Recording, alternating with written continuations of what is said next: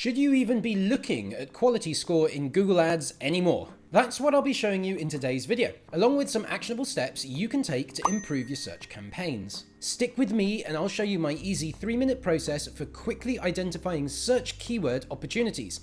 And I'll teach you a simple framework for understanding the often confused metric that is quality score. But first, let's dive into what quality score actually is and whether it's still important in this day and age on Google Ads. Alright, so let's take a second to remember what quality score actually is. Quality score is essentially a number between 1 and 10 that Google uses alongside your bid to determine your ad rank and where your ad appears on the search engine results. If your quality score is high, you theoretically would need a lower bid level in order to appear in first position. Likewise, if you've got a rubbish quality score, you probably have to bid a little over the odds in order to be competitive in the auction. So how does Google work out what your quality score is?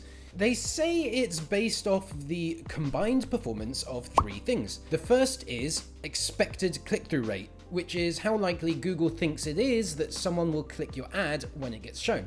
The second is relevance, how relevant your ad is to what the user's looking for. And lastly, Google takes into account landing page experience, which is how relevant your landing page is to your ad.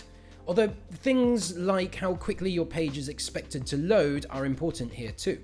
Each of these is given a rank of above average, average, or below average, which is based off a comparison with other advertisers bidding on the same keyword. Now in theory, all of this comes together to give you an indication of where you can make improvements. Maybe you have a keyword with a really low quality score that's driving up your cost per clicks. Google wants to use this as motivation for you to make adjustments to give its users a more relevant and high quality experience. So of course, the idea of getting your quality score as high as possible so you can bid less makes sense. If your CPCs are high, then of course we're going to see a higher cost per purchase, which hurts how profitable we can be. But in most accounts, we're working with hundreds or thousands of keywords, and individually optimizing these is a massive task that can be really time consuming, and the results aren't even guaranteed.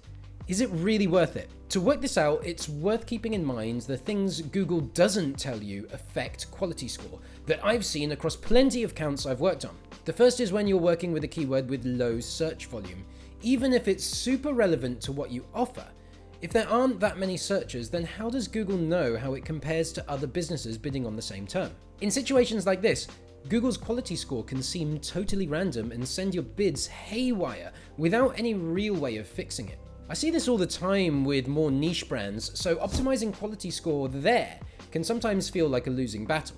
Beyond that, Google placing such a high value on expected CTR doesn't always serve us well as e-commerce marketers. I'm sure you have a few terms that might not have the best CTR, but still perform well when it comes to driving actual sales. Well, in Google's eyes, that's still a low quality appearance from you and you'll be penalized. In situations like this, I really don't think it's worth messing with keywords or landing page experience for things that are clearly working, even if Google's trying to tell you that you have a low quality score and need to take action. Now, despite all the ways that quality score can be a pretty flawed metric for e-commerce accounts, I think there are still some ways you can get value out of it without considering it the be-all and end-all of success on Google. Quality score is a tool, not what we want to optimize for primarily. One way that quality score can be useful is as an indicator of if your account structure is set up the best way possible. For example, if you have an ad group with a bunch of different keywords with no consistent theme holding them together, meaning the copy is not as relevant as it could be for any of them, that's a good indicator that you could restructure to put similar keywords together into smaller ad groups with more relevant ad copy. You're likely to see quality score go up this way and your CPCs come down, something you may not have known to do if it wasn't for that low quality score. Another way I find quality score useful is to know where to make updates to landing pages. It's not always worth getting caught up in trying to increase expected CTR, but making the best landing page experience possible is worthwhile, not just for upping your quality score, but also for helping users actually convert once they reach the site.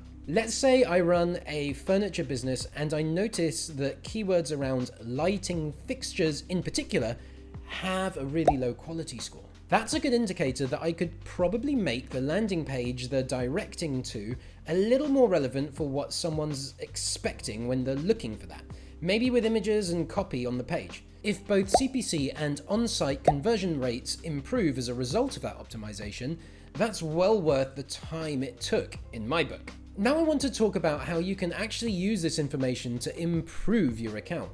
Now, remember that my main thought here is that quality score is very much a secondary metric, and that really, it's more important to focus on spend, revenue, ROAS, and profit. That said, if everything is looking good on those fronts, and you are looking for a lower level optimization to milk a bit more performance out of your account, here's what you can do. Let's hop over to my computer screen so I can show you. Okay, I am here in one of my client accounts to show you this example, and what you want to do first is go to select for your search campaigns, and then go to your keywords here so that you can see all your keywords in a big list. I'm going to scroll over here and show you that I have already got some columns up, which you will need to pull up as well. The columns are quality score, expected CTR, ad relevance, and landing page experience. So make sure you can see these 4 columns. And if you can't see them right now, then just use this button here, which is the column selector, and make sure you can see these 4 columns, because that is what we're going to be looking at today. So a really simple way of condensing this information. Like you can see here, we've actually got 19,000, almost 20,000 keywords in this account. That's way too much to deal with. So to make this quick and simple, what you want to do is not search, but add some filters. So first of all, let's look for quality score, and what I normally go for is less than or equal to 6. And then if a keyword, we need to prioritize here. So if a keyword hasn't spent very much, it's not worth our time to look at right now. So let's go cost greater than 500. You need to configure the spend threshold for your own account, but in this account, I reckon 500 is a good threshold to look at. And boom, once we've done those 2 simple filters, we've weeded that list down to the top 5 things to look at, which is a much more high impact and easier thing to look at. And immediately here we can see the lower quality score keywords. And once you've identified these, you need to look at the reason for it. So in this case, the landing page experience is above average, but it has a lower ad relevance and a lower expected CTR. So if you see a lower ad relevance, what you might want to do is break that keyword out into its own ad group so that you can write custom copy just for that keyword, which should bring its relevance up.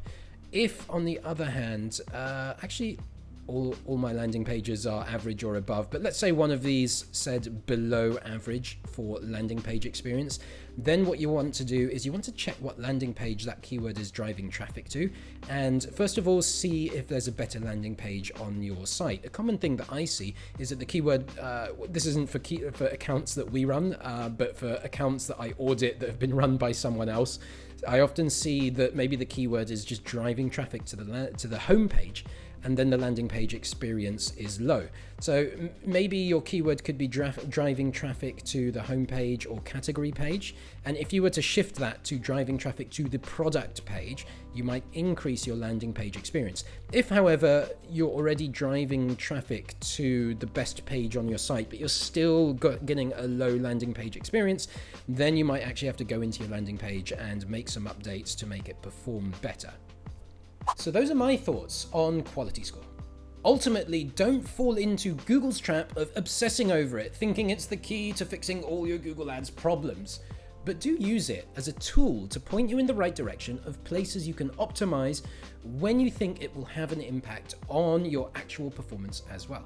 I'd love to hear your guys' thoughts on this. Do you still think quality score is worth looking at despite it essentially being a legacy feature in Google Ads? Do you even look at it at all? Let me know in the comments. And if you found this video helpful, make sure to subscribe to my channel, where I'll keep unpacking preconceptions around Google Ads and other platforms over the coming weeks.